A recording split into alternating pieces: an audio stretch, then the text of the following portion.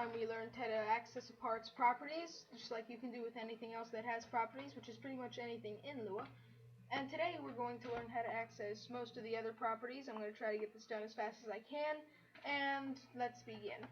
First off, so we have, last time we learned how to create the part, we anchored it so that it couldn't move. Anchored true, it makes it so that it can't move, and we also learned that true or false is a boolean, which is kind of a weird word. I never got it myself. And we also learned how to define its size with vector3.new.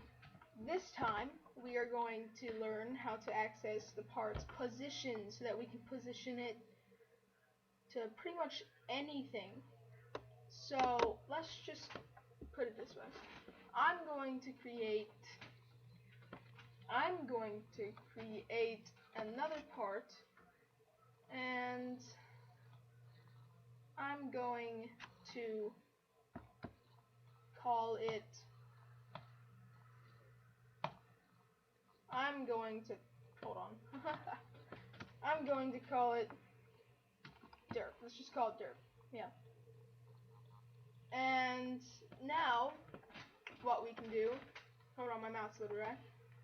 Now what we can do is, let's create another variable. It doesn't have to be a part. Let's just make it, let's just make x is going to be game. We access the game. The workspace, as you can see in the Explorer, that's where all the parts are held. And then dot derp, because this is where we're going to learn about child. The game has the child workspace, player, lighting, starter GUI, starter pack, debris, and soundscape in it. Since we access the workspace, the child workspace, then we have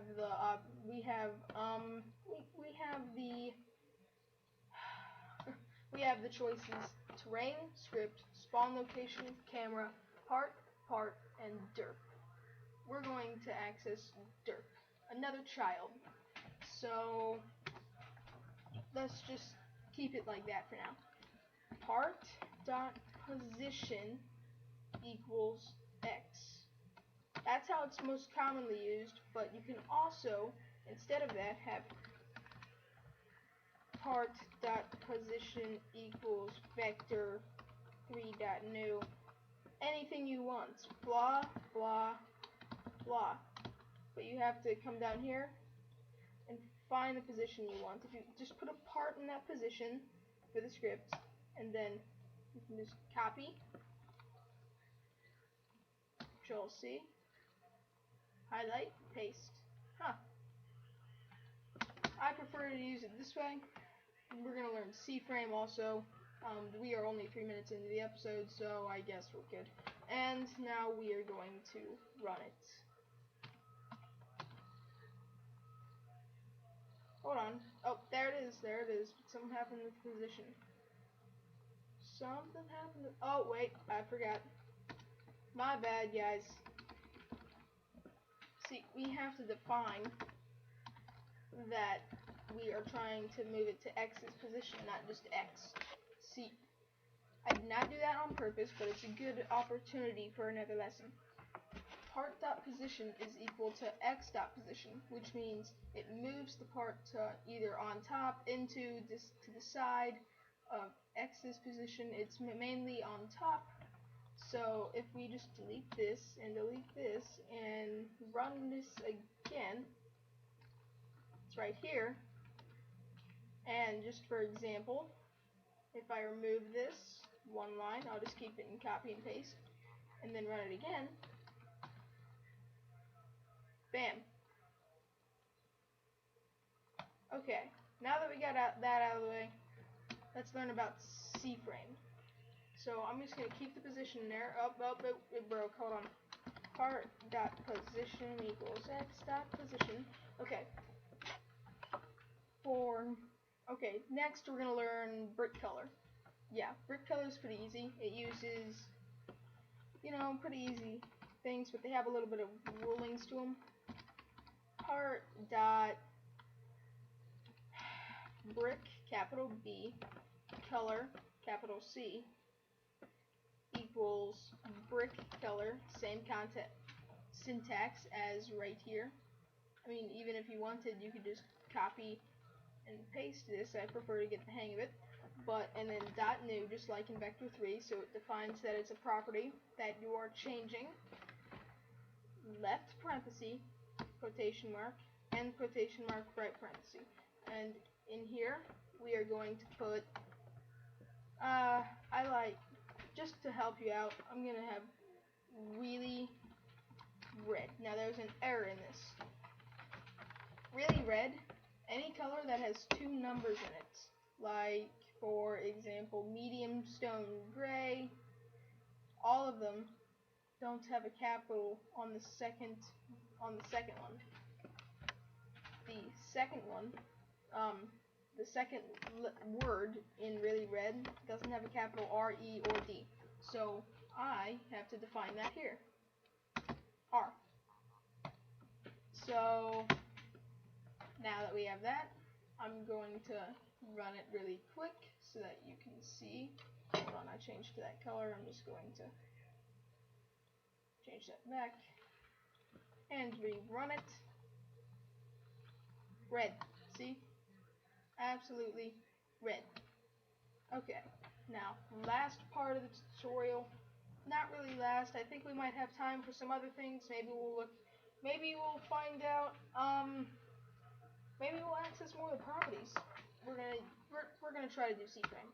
Oh nope, I'm gonna teach you how to do loops. That's what I learned before I could do CFrame. Okay. So to do CFrame, first of all, get rid of position. And it must be anchored. If this were to be false, then this would not work. So just make sure that you have that one line to make sure that it's anchored. Oops. And then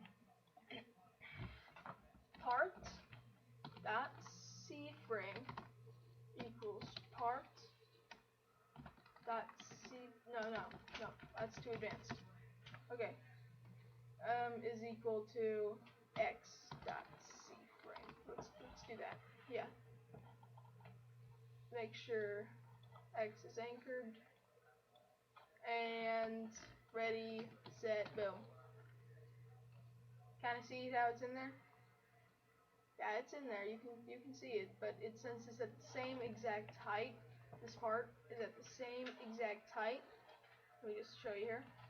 1.2, 1.2. Then it kind of fades in with each other. So what we have to do is edit that just a bit. Times CFrame dot new, and this is not too hard, don't worry. 0.10 end.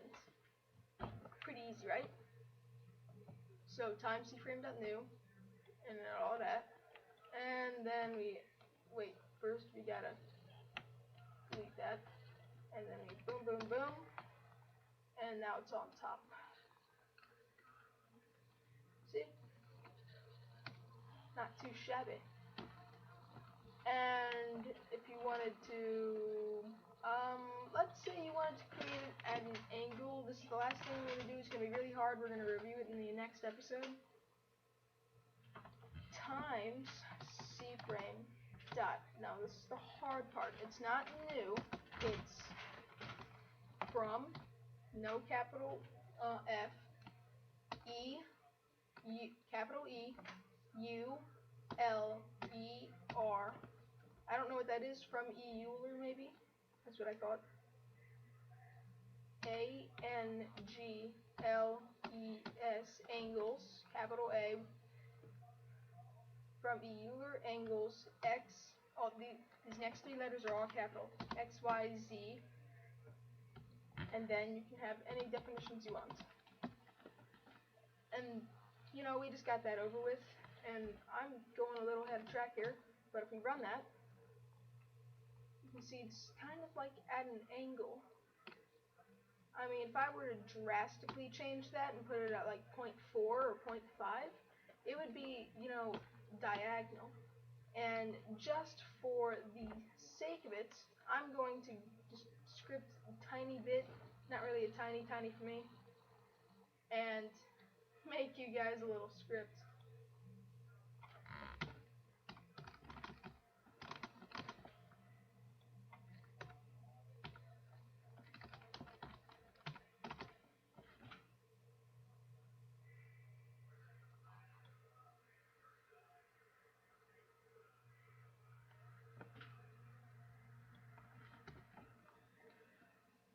a sec, guys.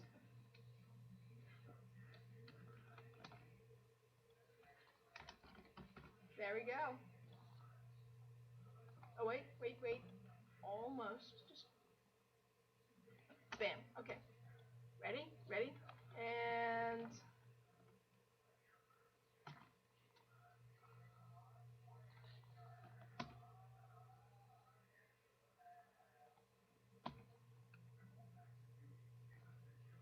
pretty cool, huh? That's what you get to look forward to learn next episode. Okay, guys, this is a little shorter than next episode, so I got to do that little special thing. So I'm going to just jump off here really quickly. I'm going to delete this code that I did. Oh, I can't. That's still fine, don't worry. And redo it, and then I'm going to jump off of here. So, see you later, guys. Just in a second, and see ya.